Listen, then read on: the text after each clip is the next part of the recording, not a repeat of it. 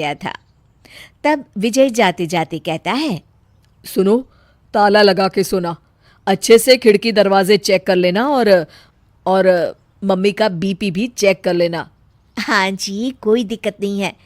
अब आप आराम से जाइए शादी में, मैं मम्मी जी का पूरा ख्याल रखूंगी। और अपना ख्याल भी रखना। हाँ जी, अपना भी रखूंगी। अब जाइए ना आप। थोड़ी देर बाद गांव में जीप पर लगे एक स्पीकर से अनाउंसमेंट होती है। जीप वाला आदमी कहता है, सुनिए सुनिए, गांव में चोरी होने की वारदातें काफी बढ़ गई है, इसलिए सावधानी बरतें। अपनी खिड़की दरवाजे सही से बंद कर लें। अरे राधिका, सुना तुमने? मुझे तो बड़ी घबराहट हो रही है। नहीं मम्मी जी, आप घबराइए मत, मैं हूं ना। मैंने सारे खिड़की दरवाजे बंद कर दिए हैं, और कुछ भी होता है तो पुलिस का नंबर तो है ही मेरे पास। अच्छा, मेरी तो सांसें तेज चल रही है बेटा। एक तो ये विजय भी घर पर नहीं है। मम्मी जी, वो भी जल्दी ही आ जाएंगे, मेरी अभी फ़ोन पर बात हुई थी। आप बस रिलैक्स रहिए। उधर दूसरी तरफ दो चोर रात में गांव में चोरी करने का प्लान बनाते हैं। दोनों सास बहू अकेली है उस घर में।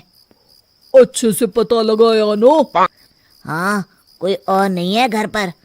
अच्छा मौका है हाथ साफ करने का। अरे वाह, अब आएगा मजा।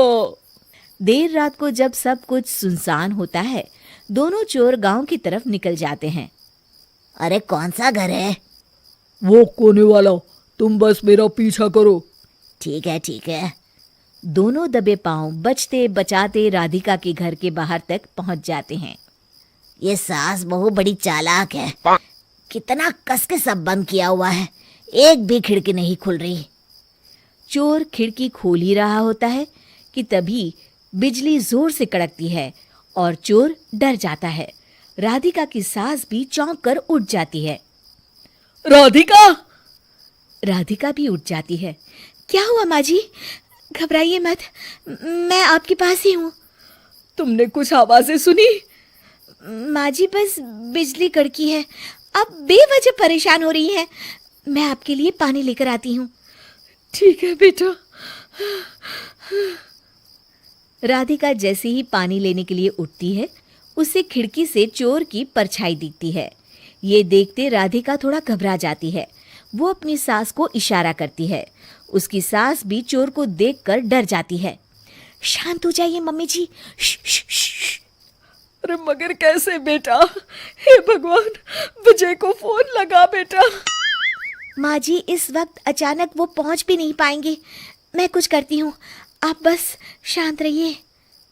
उधर चोर अपने काम में लगा हुआ है, वो सब सामान देख रहा होता है। तभी उसको आवाज आती है। सुनिए जी, देखिए तो, खिड़की के पास कोई है, मुझे लगता है चोर है। अरे, इसका पति तो घर पर है। नहीं, वो बाहर गया हुआ है, मैंने उसे खुद बस से जाते हुए देखा था। तो ये बातें किससे कर रही है? राधिका जानबूझकर जोर जोर से बातें करने लगती है। सुनिए जी, जल्दी आइए ना बाहर, मुझे पक्का शक है कि घर में कोई घुस आया है। अरे, लगता है इसका पति आ गया है, ये दोनों अकेली नहीं है। भोलू की जानकारी तो गलत थी, भागो। चोर घबराकर जल्दी जल्दी बाहर की ओर भागने लगते हैं। तभी एक चोर का पांव फिसल जाता है, मगर वो फिर से जल्दी से खड़ा होकर भागने लगता है। वो गली के कोने तक पहुंचने ही वाला होता है कि पुलिस उसको पीछे से आके पकड़ लेती है। अरे रुको तो, किधर भाग रहे हो दोनों? कब से तुम दोनों की तलाश थी हमको? साहब, छोड़ दो हमको साहब। हमने कुछ नहीं किया। अच्छा, तो इतनी रात को क्या यहाँ जॉगिंग करने आए थे? हवलदार, दोनों को हथकड़ी लगाकर गाड़ी में बिठाओ। तभी पीछे से राधिका भी आ जाती है। मैम, आपने बड़ी बहादुरी दिखाई। अगर सभी आपके जैसे नीडर नागरिक हो तो कितना अच्छा हो। सर, आपको मेरी सासू माँ ने फोन किया था, उनका ही आइडिया था ये। हाँ, और चोर को डराने का आइडिया तो राधिका का था। बहुत ही समझदार और नीडर है मेरी बहू। चलिए, आप दोनों का ही बहुत बहुत शुक्रिया। आपने इन चोरों को पकड़वाकर देश की मदद की है। और हाँ, पुलिस स्टेशन आकर अपना इनाम जरूर से ले लीजिएगा। और अगले दिन विजय शहर से आ जाता है। वो अखबार में तस्वीर देखता है जिसमें राधिका और माँ इनाम ले रहे होते हैं। माँ, आपको कोई चोट तो नहीं आई है ना? अरे ना बेटा ना, जब तक राधिका साथ है तकलीफ कैसी। राधिका, तुम ठीक तो हो ना? I am so proud of you Radhika, तुम बहुत ही समझदार हो।